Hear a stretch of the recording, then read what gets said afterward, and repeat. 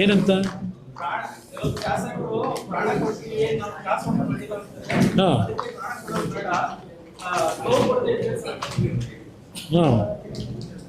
ಗೊತ್ತಿಲ್ಲ ಇದರಲ್ಲಿ ನನಗೇನು ಯಾವ ಶಾಸಕರು ಪ್ರಾಣ ಕೊಡ್ತೀವಿ ಅಂತ ಹೇಳಿಲ್ಲ, ಯಾರು ಹೇಳಿಲ್ಲ. ಯಾವಾಗ ಅಲ್ಲಿ ಹೇಳಿದ್ರು ಗೊತ್ತಿಲ್ಲ ನನಗೆ. ಎಲ್ಲ ಇಟ್ಕೊಳಪ್ಪ, ಏನು ಬ್ರದರ್? ಏನು ಬ್ರದರ್? ಏನಣ್ಣ? ನೋಡಿ, ನ್ಯಾಯಾಲಯದಲ್ಲಿ ಒಂದು ಸಲಹೆ ಕೊಟ್ಟಿದ್ದಾರೆ. ಯಾವುದೋ ಒಂದು ಹಿರಿಯ ನ್ಯಾಯಾಧೀಶರನ್ನ, ಅದೇನೋ ಸಂಧಾನವೋ ಇಲ್ಲ ಏನಂತ ಕರಿತೀರಿ ಅದಕ್ಕೆ, ರಾಜಿ ಸಂಧಾನ, ಅದಕ್ಕೆ ಕರೆದಿದ್ದಾರೆ. ಅದೇನು ನೋಡೋಣ ಅದೇನು ಅಂತ ಅದಾದ್ಮೇಲೆ ಹೇಳ್ತೀನಿ. ಯಾಕೆಂದ್ರೆ ಪಾಪ ವ್ಯಕ್ತಿ ನನ್ನ ಮೇಲೆ ಕಂಪ್ಲೇಂಟ್ ಕೊಟ್ಟಿರ್ತಕ್ಕಂಥದ್ದು 2012 ಇಸ್ವಿ ಒಂದು ಕೇಸು ಪ್ರಾರಂಭ ಆಯಿತು. 2012 ಆ ಕೇಸಿನ ಹಿನ್ನೆಲೆಯಲ್ಲಿ ನನ್ನ ಮೇಲೆ ಪ್ರಾಸಿಕ್ಯೂಷನ್ಗೆ ಅಂತ ಹೇಳಿ ಗವರ್ನರ್ಗೆ ಒಂದು ಸರ್ಕಾರದಿಂದ ಫೈಲ್ ಕಳಿಸಿದ್ದಾರೆ. ಅದಕ್ಕೆ ಅವ್ರು ಕೆಲವು ಕ್ಲಾರಿಫಿಕೇಷನ್ ಕೇಳಿದರು.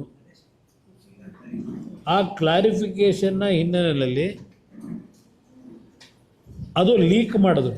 ಕ್ಲಾರಿಫಿಕೇಷನ್ ಗವರ್ನರ್ ಏನು ಕೇಳಿದ್ರು ಅದನ್ನು ಒಂದು ಮಾಧ್ಯಮದಲ್ಲಿ ಲೀಕ್ ಮಾಡಿದ್ರು ಆ ಸಬ್ಜೆಕ್ಟ್ನ. ಅದ್ರ ಮೇಲೆ ಆದಮೇಲೆ ಆ ಲೀಕ್ ಹೇಗಾಯಿತು ಅಂತೇಳಿ ತನಿಖೆ ನಡೆಸಲಿಕ್ಕೆ ನನಗೆ ಗವರ್ನರ್ ಆಫೀಸ್ಗೆ ಸರ್ಚ್ ಮಾಡಲಿಕ್ಕೆ ನನಗೆ ಅವಕಾಶ ಕೊಡಬೇಕು ಅಂತ ಸರ್ಕಾರಕ್ಕೆ ಕೇಳಿದ್ರು. ಆ ಹಿನ್ನೆಲೆಯಲ್ಲಿ ನಾನು ಅವ್ರ ಬಗ್ಗೆ ಹೇಳಿದೆ. ಒಬ್ಬ ರಾಜ್ಯದ ಗೌರವಾನ್ವಿತ ರಾಜ್ಯಪಾಲರ ಕಚೇರಿನ ಸರ್ಚ್ ಮಾಡಲಿಕ್ಕೆ ಪರ್ಮಿಷನ್ ಕೊಡಿ ಅಂತ ಕೇಳಿರ್ತಕ್ಕಂಥ ವಿಷಯದಲ್ಲಿ ನಾನು ಅವ್ರ ಬಗ್ಗೆ ಕಾಮೆಂಟ್ಸ್ ಮಾಡಿದ್ದೇನೆ. ಇದು ಉದ್ದಡ್ತನ ಅಂತ ಹೇಳಿ ನನ್ನ ತನಿಖೆ ಮೇಲೆ, ನನ್ನ ಕೇಸ್ ಮೇಲಲ್ಲ. ನಾನು ಮುಖ್ಯಮಂತ್ರಿ 14 ತಿಂಗಳಿದ್ನಲ್ಲ. ಈಗೆಲ್ಲ ಮೂಢ ಪ್ರಕರಣ, ನಿಮ್ಮ ರೀಡು ಪ್ರಕರಣ ಎಲ್ಲ ಮುಚ್ಕೊಂಡಿಲ್ವಾ? ಆ ರೀತಿ ಅದನ್ನೆಲ್ಲ ಕ್ಲೋಸ್ ಮಾಡ್ಲಿಕ್ಕೆ ನನ್ನ ಕೈಲಿ ಸಾಧ್ಯ ಇರಲಿಲ್ವಾ? 14 ವರ್ಷದಿಂದ ಇಟ್ಕೊಂಡು ಕೂತವ್ರೆ. ಸುಪ್ರೀಂ ಕೋರ್ಟಲ್ಲಿ ಕೇಸ್ ಇನ್ನೂ ಇದೆ.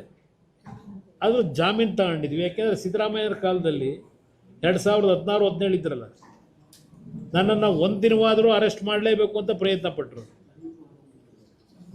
ನಾನು ಆಗ ಜಾಮೀನು ತಗೊಂಡೆ. ಜಾಮೀನು ತಗೊಂಡೋದ್ರೆ ಅವರು ಕೇಸಲ್ಲಿ ಬರ್ಕತ್ತಾರೆ, ಕುಮಾರಸ್ವಾಮಿಯವರನ್ನ ಅರೆಸ್ಟ್ ಮಾಡಿ ಜಾಮೀನಿನ ಮೇಲೆ ಬಿಡುಗಡೆ ಮಾಡಿದ್ದೇವೆ ಅಂತ ಫೈಲಲ್ಲಿದೆ.